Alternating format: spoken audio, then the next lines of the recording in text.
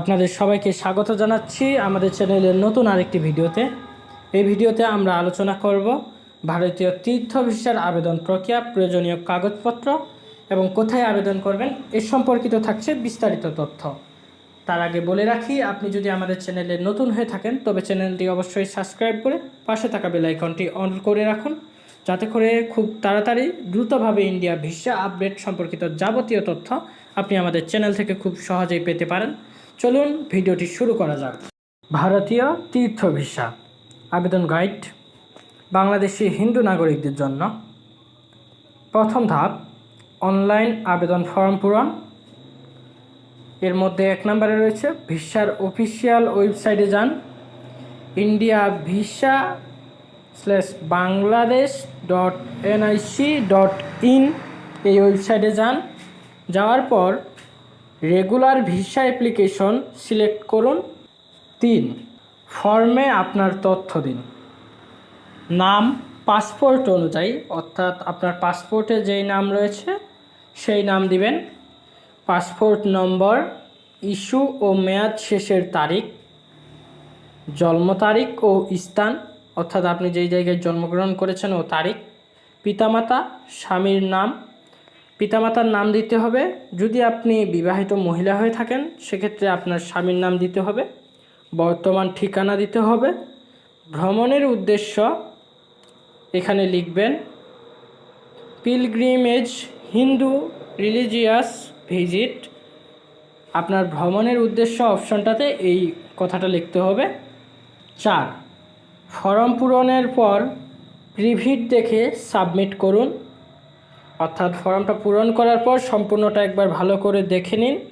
কোনো রকম ভুল তথ্য বা কোনো বানান ভুল দিবেন না, এক্ষেত্রে আপনার ভিসা রিজেক্ট হয়ে যেতে পারে।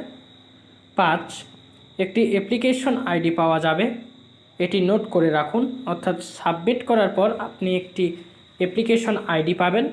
এই অ্যাপ্লিকেশন আইডি নাম্বারটি আপনি নোট করে রাখবেন। 6, ফর্মটি প্রিন্ট করে নিন, অর্থাৎ আপনার আবেদন ফর্মটি এটা প্রিন্ট করে নেবেন।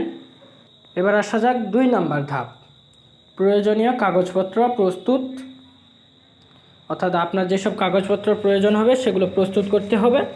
প্রয়োজনীয় কাগজপত্রের মধ্যে রয়েছে 1 নম্বর, বৈধ পাসপোর্ট, কমপক্ষে 6 মাস মেয়াদ থাকতে হবে। 2, খালি পৃষ্ঠা থাকতে হবে, অর্থাৎ আপনার যে মেয়াদটা থাকবে পাসপোর্টের সেটার কমপক্ষে 6 মাস থাকতে হবে। যদি 6 মাসের বেশি হয় সেক্ষেত্রে কোনো সমস্যা নাই। খালি পৃষ্ঠা 2টা থাকতে হবে।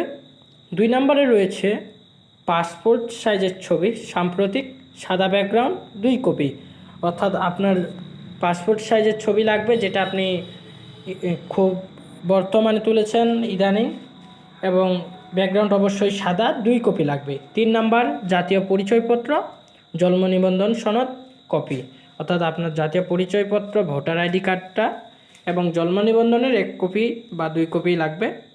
4 নাম্বার, ব্যাংক স্টেটমেন্ট বা আর্থিক প্রমাণ শেষ 3 মাসের, অর্থাৎ আপনার ব্যাংক অ্যাকাউন্টের লেনদেন যাবতীয় তথ্য শেষ 3 মাসের এই তথ্য আপনাকে প্রমাণ দিতে হবে, বা এই 3 মাস তথ্যের একটা ডকুমেন্ট আপনাকে জমা দিতে হবে।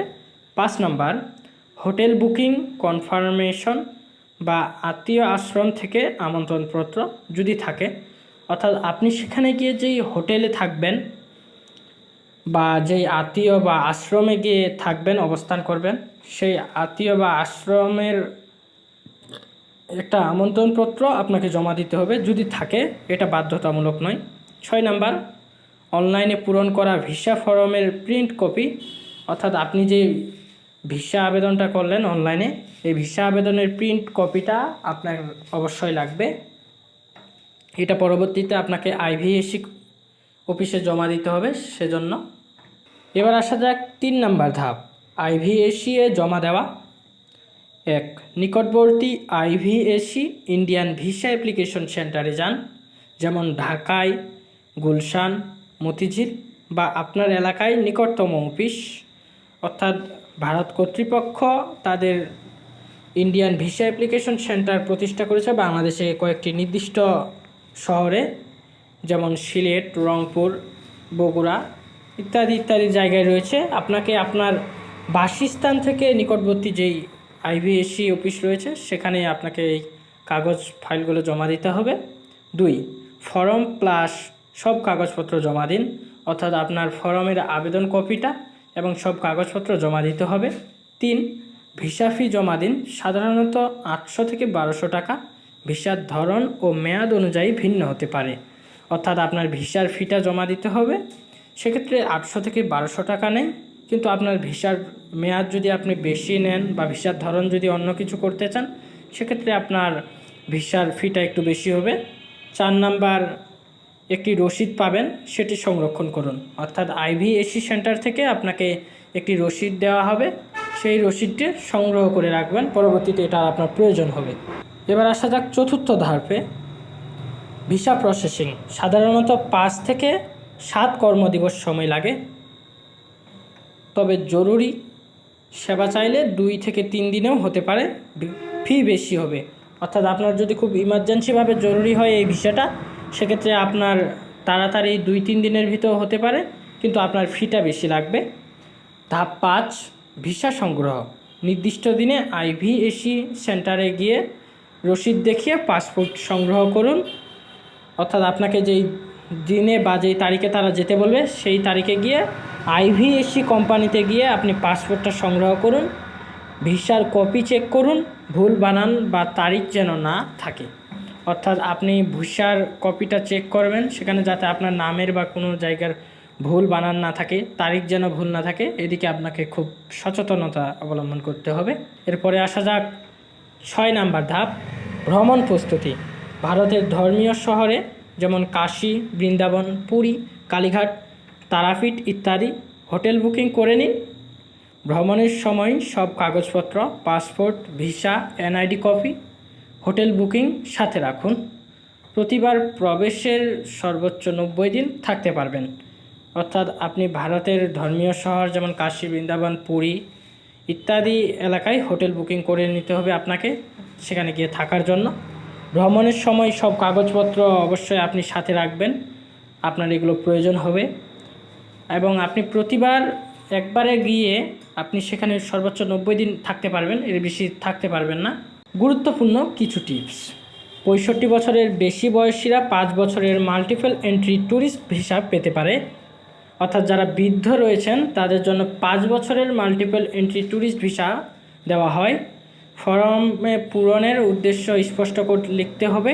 হিন্দু পিলগ্রিমেজ বা তীর্থ ভিজিট, অর্থাৎ আপনার ভ্রমণের উদ্দেশ্যটা অবশ্যই আপনি ফর্মে স্পষ্ট আকারে লিখবেন।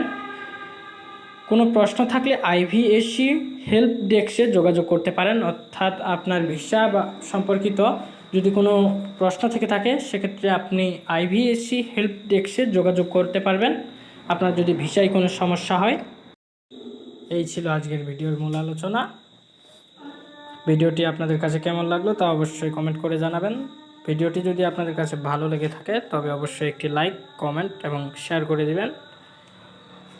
এবং আপনাদের অবশ্যই বলে রাখি, আপনি যদি আমাদের চ্যানেলে নতুন হয়ে থাকেন তবে অবশ্যই চ্যানেলটিকে সাবস্ক্রাইব করে পাশে থাকা বেল আইকনটি অল করে রাখুন, যাতে করে ভারতীয় ভিসা সম্পর্কিত সকল আপডেট খুব দ্রুতভাবে সহজেই পেতে পারেন আমাদের চ্যানেল থেকে। দেখা হবে পরবর্তী আরেকটি ভিডিওতে। ভালো থাকবেন, সুস্থ থাকবেন।